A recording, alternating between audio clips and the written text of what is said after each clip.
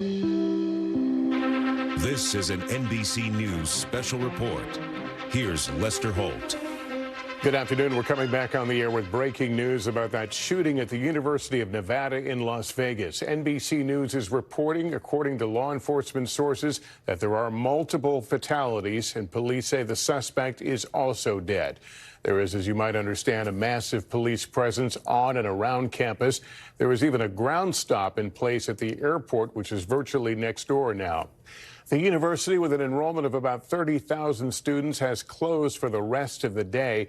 Las Vegas Metro PD holding a news conference with new information. It just got underway.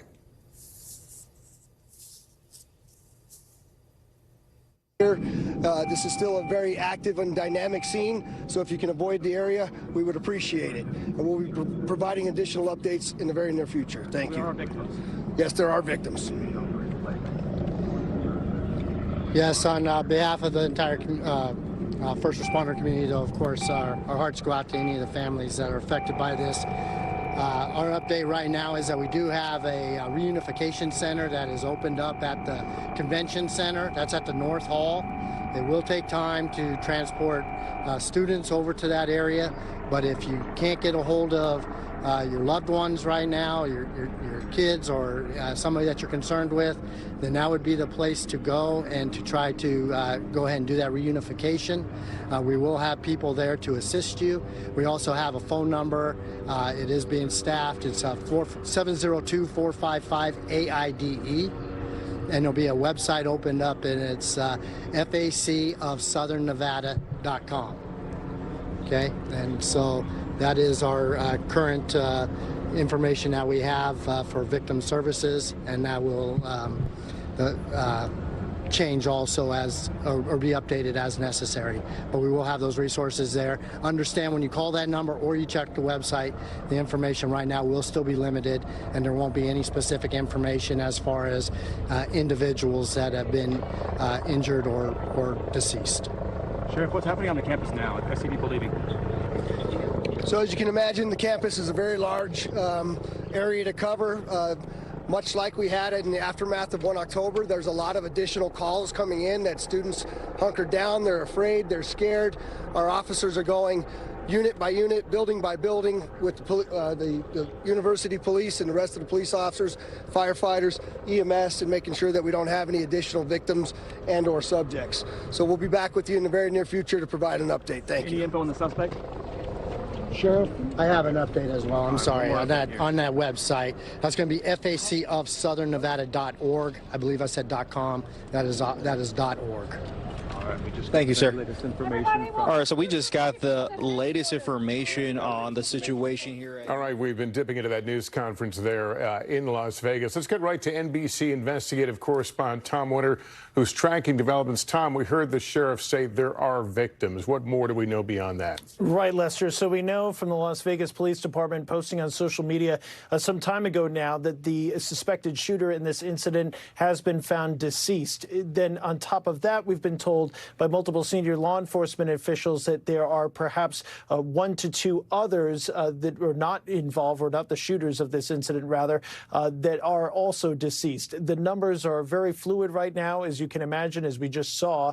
This is a very dynamic scene with a lot of law enforcement arriving on scene to help clear these buildings. So the specific numbers are a little bit in doubt. And of course, knowing that these are students, their parents are probably watching. We want to be cautious as far as what we know so far. But we do know that multiple people have been shot.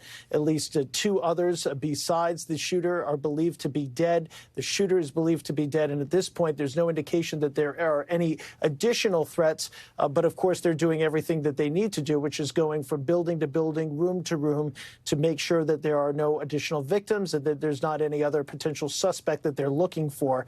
And so that's the current state of the investigation. Just too soon to say here, Lester, what the motive might be. So we'll hold off on any sort of speculation, certainly on that, and continue to wait for officials to brief from the scene. It's clear at this point, listening to the sheriff and to the chief there who's oversees the school's policing department, that there's a lot more details to figure out.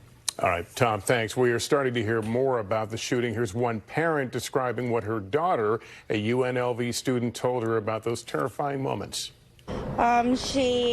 First, we were getting the text messages from UNLV, thank God.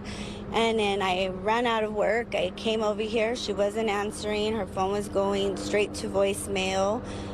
So that was scary. We came out here, and then she finally called and texted and says that they're in a dorm. She was crying. She was hysterical, saying she heard the gunshots, she heard the screaming, and they're putting her in a dorm. And now they've moved her, you said? And they moved her again right now in a room with all the lights off, and they don't know what's happening. Carmen Best is a retired Seattle police chief and joins me. Thank you for being with us. I want to get your sense of the suspect apparently is deceased, as they say. So it would be probably likely they'll have an ID on the person soon. Would that be the next crime scene, the next place that officers would want to go? Well, absolutely, Lester. There'll be multiple things happening as we speak. There'll be large teams of officers, as was stated earlier, going through the facilities and the buildings, making sure there are no other decedents, no other issues, no other persons or perpetrators, and as well as the folks that will be responding as investigators to get the suspect, to identify him, to start reaching out, finding out how he may have got there, if he was a student, he or she, I'm not sure the gender, was a student, or if they were faculty or what have you. So a lot of things are going to be going on simultaneously. Clearly you have the ATF and others on scene to try to locate the weapon, find out where it came from, if it was legally purchased, and that sort of thing. All right, Chief Best, thanks. Let's go right back to Tom Winter right now. Tom, I understand you've got some new information. That's right, Lester. Police now saying on the record that there is no further threat in their eyes as far as this investigation is concerned, that there's no other shooter that might be out there. They're saying that they don't have any idea about what the motive might be at this stage of the investigation. And of course, it's early in the investigation. They also say that a number of victims have been transported to area hospitals and that they're hoping to provide some more details on that soon. The investigation is, of course, active and ongoing, and as we're very much watching right here on the screen. And Tom, let me turn to Chief Best one more time. We obviously see far too many of these, but there are lessons embedded in them. What are some of the main lessons that law enforcement has learned about handling these kind of incidents? Well, unfortunately, and yet fortunately, because we've had so many of these, law enforcement trains for these situations.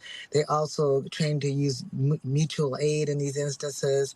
So they're quick to respond, to set up containment, to locate, go directly for the threat. We've learned since Columbine not to set up and stage outside, but to actually immediately go in and try to eliminate and contain the threat to others. Unfortunately, that's the nature and the state of things today. Students and faculty also are well aware of lockdown procedures and other things that are in place to provide the maximum safety in these types of situations. And I always wonder about first responders in these situations, the first people on these scenes, how difficult it must be and how it has to affect them. Yes, it's incredibly dangerous, as you know, but that's what they're paid for. That's what they're sworn to do. That's what they're trained to do. And in many of these circumstances, you see officers and others going right directly in immediately and taking action. And that is the nature of the training for these situations. All right, Chief, thanks very much. That concludes this NBC News special report.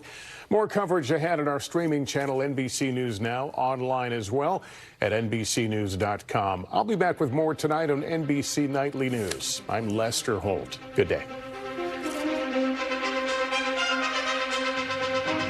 Thanks for watching. Stay updated about breaking news and top stories on the NBC News app or follow us on social media.